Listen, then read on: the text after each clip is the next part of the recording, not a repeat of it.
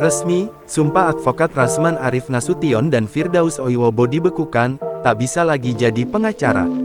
Berita acara pengambilan sumpah advokat Rasman Arif Nasution dan M. Firdaus Oiwobo, dua pengacara kontroversial dibekukan. Pengadilan Tinggi PT Ambon membekukan berita acara pengambilan sumpah advokat Rasman Arif Nasution. Begitu juga halnya dengan sumpah advokat Firdaus Oiwobo telah dibekukan Pengadilan Tinggi Banten.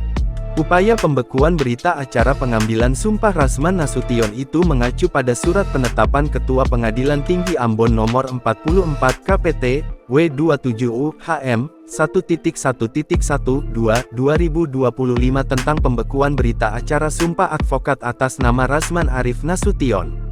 Rasman dinyatakan terlibat dalam kericuhan sidang dugaan pencemaran nama baik yang digelar di Pengadilan Negeri PN, Jakarta Utara pada Kamis, tanggal 6 Februari tahun 2025 lalu.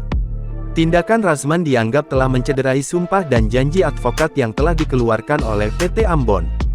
Bahwa dengan adanya pemberhentian tersebut, advokat yang bersangkutan kehilangan haknya untuk menjalankan profesi advokat sebagaimana dimaksud dalam Pasal 9 Ayat 1 dan 2, dan Pasal 10 Ayat 1 huruf C Undang-Undang Nomor 18 Tahun 2003 tentang Advokat. Sementara, surat penetapan pembekuan sumpah advokat Firdaus Oiwobo ini dikeluarkan PT Banten dengan nomor 52 KPT, W29, HM, 1.1.12/2025, dikeluarkan pada tanggal 11 Februari tahun 2025 oleh Ketua PT Banten, Suharsono. PT Banten menilai kuasa hukum Rasman Arif Nasution ini telah melanggar poin sumpah advokat perihal menjaga tingkah laku dan akan menjalankan kewajiban sesuai dengan kehormatan, martabat, dan tanggung jawab sebagai advokat.